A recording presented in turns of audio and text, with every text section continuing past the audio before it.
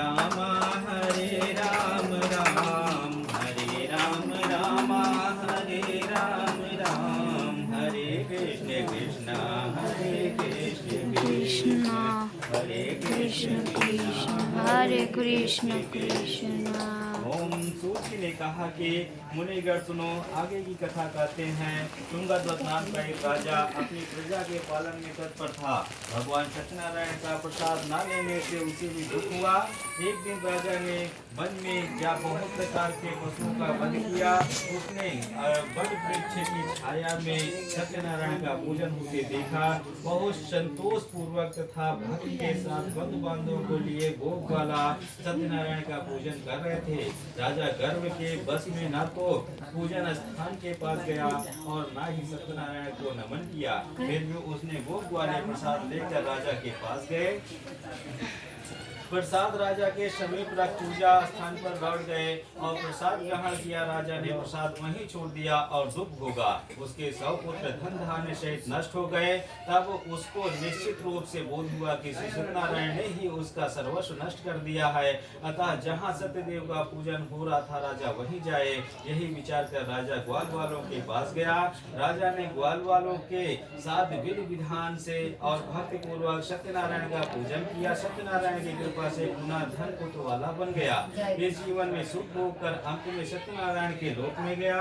इस परम दुर्लभ सत्यनारायण व्रत को जो धारण करता है और फलदायी कथा को भक्ति पूर्वक सुनता है, उसे श्री सत्यनारायण की कृपा से धन धान्य आदि प्राप्त होते हैं।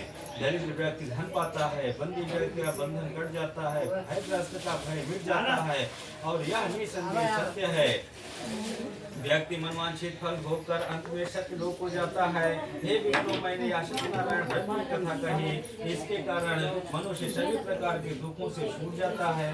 कलयुग में सत्यनारायण की पूजा विशेष रूप से फलदायी है। सत्यनारायण को कोई काल, कोई ईश्वर और कोई सत्यदेव कहेंगे।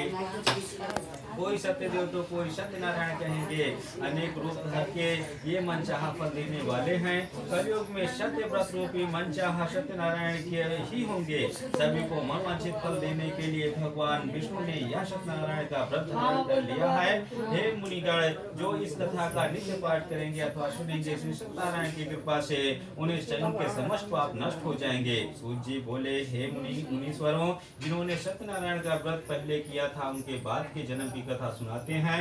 महान बुद्धिमान शतानंद ब्राह्मण सुदामा हुआ और श्री कृष्ण की आराधना कर मोक्ष को प्राप्त हुआ। लकड़ी बेचने वाला लकड़हारा वीरपुर राज बना। वह श्री रामचंद्र की सेवा कर मोक्ष का अधिकारी बना। राजा उल्का मुख महाराज दशरथ हुए और श्री रंगनाथ की पूजा कर वैकुंठवासी बने। धार्मिक साधु नामक वैश्य सत्य व्रतधारी मूरत ध्वज राजा बना। आधा शरीर आर्य से चीर कर दान करने से मोक्ष को प्राप्त हुआ।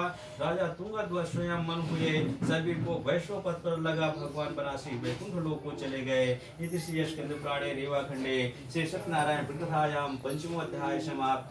बोलो वृंदावन बिहारी लाल जय।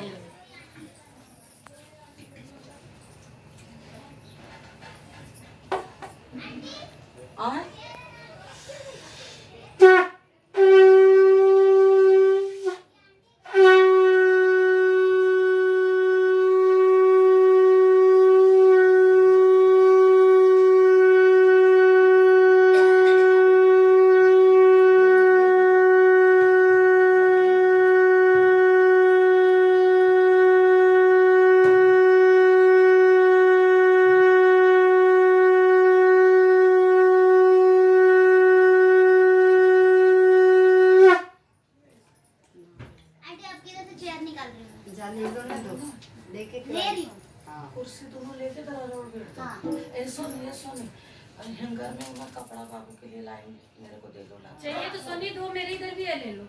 क्या? 2 चेयर मेरे इधर भी है, ले लो। चाहिए तो ले लो। बाहर यहाँ से ड्रेस है कैसे जाते हैं नहीं दे लिया क्या कर बेटे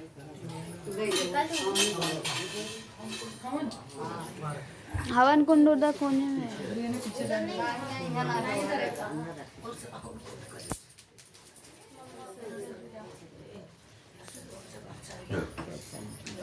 तुम बैठे हो इधर, काम करो, बाला नहीं